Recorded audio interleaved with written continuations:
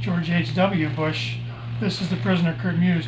But you know, you can see him against the wall there. There he is jumping behind the American flag. Once he got out, there he is jumping. And it says here, an Air Force physician, Lieutenant Colonel James Ruffer, was my confidant, my friend, my shrink, my everything. This was in the Washingtonian magazine. So anyway, this whole thing went in with the award request, and those documents? It was about 2 years that it took. At first, when he realized an American citizen was being held hostage, told the Panamanians through the ambassador that they would not process any more visas for the Panamanians to come to the United States, and that's a big deal. And that's all over Central and South America. People like to come to the States. So when you tell them they can't come, it took 2 hours, and Noriega said, okay, we'll let one man see him. I was that man, and I was the first to see him. And as I said, he was in bad shape when I saw him, very gaunt. I need to see him again. I said, when? And I just threw a prayer to heaven. I said, God help me. I didn't want to ask for too much, and I didn't want to ask for too little. I said every other day as long as you got. I wouldn't have wanted to do that because I knew that this was an important mission and I didn't want to jeopardize it. And they practiced this thing for several months before they pulled it off. And as I said, I only got to meet them after this was over. In fact, years later, and some of my buddies were running the squadron. We had been lieutenants together. And this is quite an airplane. There's actually 3 of them here. Of course, I've got this A4 Skyhawk refueling up here, and here's a picture of me as a Marine lieutenant. That's actually my dad as an Air Force major, and my brother as a Marine major. Said you could do it, and I'll tell you, we did a lot of things in those jets. A little embarrassed to think about it, and we took some chances. But instrument flight, just a checkout, and my instruments weren't working, so my instructor pilot flying behind me said, well, join up on me, and so I just did a barrel roll right over his airplane, landed on his wing. We were at 20,000 feet. You know, that's ATC rules. You don't do 30 degrees angle. More than 30 degree angle bank up there. Boy, did he scream at me. Major Snyder, you ever do something like that again, I'll have your wings. But I thought, gee, who wants to pull power, you know? He was about half a mile behind me, quarter mile. I just did a barrel roll and down I was on his wing. That's the way we were. We were just wild, you know. We were capable and very happy to be flying Marine Corps jets. I was the chief flight surgeon for the clinic there, chief of flight medicine. And the Voyager people came. Here they are. This is after their flight. And he said, you know, we don't like hospitals. We don't think we're sick. And I knew I was finished right then, so I said, okay, I'll tell you what, you can't leave while you're a military hero, fighter pilot from Vietnam, Silver Star, you know, air medals, and fly helicopters. And but they'd let one guy, if he was the student of the week, so I was student of the week out of 388 people, not all of them Marines, but of the Marines, they all went to helicopters except me. And I lost a lot of buddies who flew. I got that picture from him. A couple of Marines going through the jungles of Panama. You know, we had war going on for 2 years. I mean, there were actual, just about shooting rifles at each other. It was terrible. Disappearances, broken arms. They turned off electricity to the whole apartment building, disarmed the guards below, and came up looking for the guy they wanted. Fortunately, we didn't let them in, and they left and found the guy where he did live. Later that night, he escaped over the wall, ended up in America. But, you know, people disappeared, our neighbors, the Panamanians, they suffered greatly. He destroyed the middle class, and the stories are just rampant with mayhem on the landing struts. And here's the prison down there, and you can see cannon fire coming down. Yeah, he was in the center section of the prison. Here's the commandancia, next door in the third floor in the center section. I had that complete thing staked out for Delta, and they had to find and kill the assassin and neutralize anybody else that tried to stop him. Below the cell, I got the cell locked myself off the floor and got it to the prisoner, so he's got that as a keepsake, the lock that kept him in prison for 9 months. And I got the flag off the Modelo prison. I got that put away somewhere, kind of a war souvenir, although we hate to call it a war souvenir now since they're a friendly nation.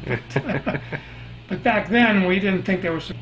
All night they'd come on board, and one after another, hundreds of patients in the Amazon. That was a pretty thrilling experience, and I wrote notes about it, and I kept my Casper around me, my souvenir paddle from those days, which was a highlight in my medical career. Yeah, that was a good time. Good time. Are we going to get it from our patients, just low dose? Are we going to lose our capacity to think, So you got some of the only pictures of me with airplanes. Of course, I'm retired, so it's got my retired button on it. You've got my Navy wings, my Air Force flight surgeon wings, Navy flight surgeon wings, Navy pilot wings, with the oak leaf. This is the Meritorious Service Medal, the Air Medal with the numeral 4, bombardment. I had a scud go off over my head. And here's from the Air Force, Marine Corps, again for meritorious units. Of course, my National Defense Ribbon, Vietnam Service Ribbon, Expeditionary Medal, the Southwest Asia Medal for that Iraqi thing.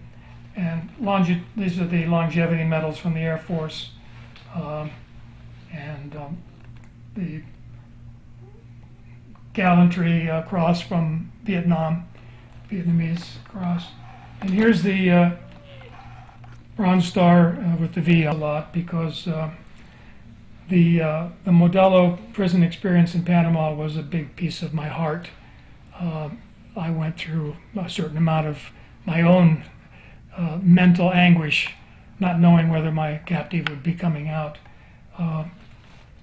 I'm grateful that I received this, because there was duress and there was danger, and I'm glad that the mission went successful, and that the Air Force finally came through and gave me a medal for it. I appreciate it. My kids will appreciate it, all 10 of them, and 35 grandkids. They'll be proud of their grandpa, so that's good. That's a success for me. Amazing. Was that the Bible you had in the other song? Yeah. Oh, maybe we had you have that open and just like act like. Oh, sure.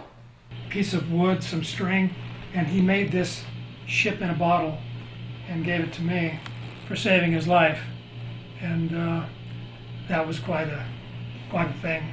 And he's out of prison now and alive, but a lot more happens, than what you think. You just can't remember all the details, but some funny things happen too. Funny things happen. I don't know if I should tell you the story, but anyway, I'll put this back.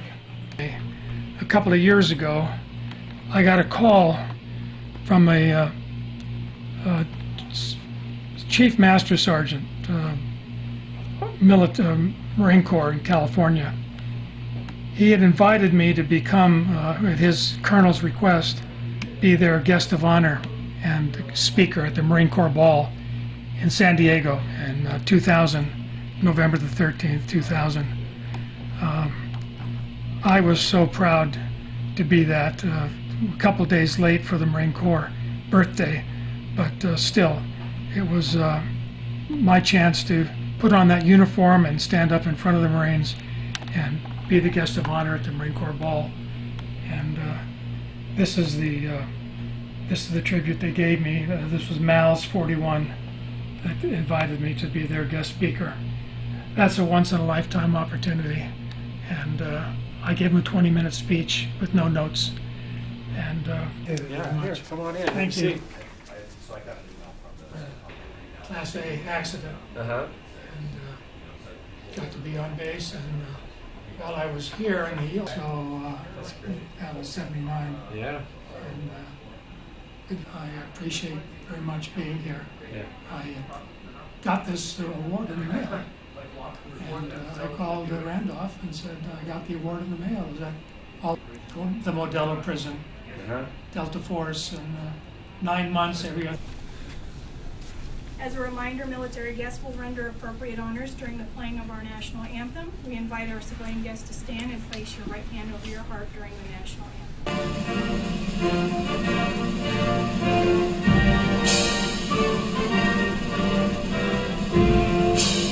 By his heroic actions and unselfish dedication to duty, Colonel Ruffer has reflected great credit upon himself and the United States Air Force.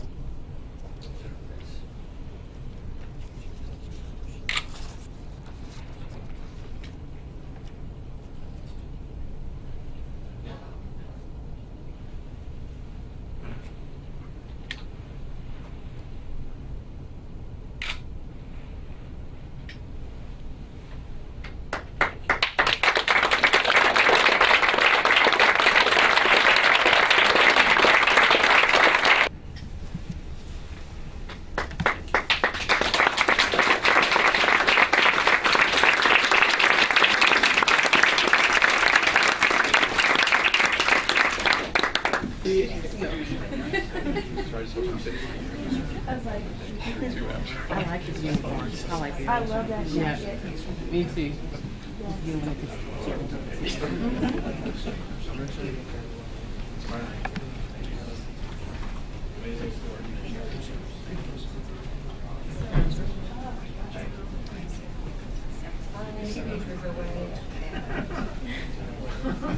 I too have those 3 services work.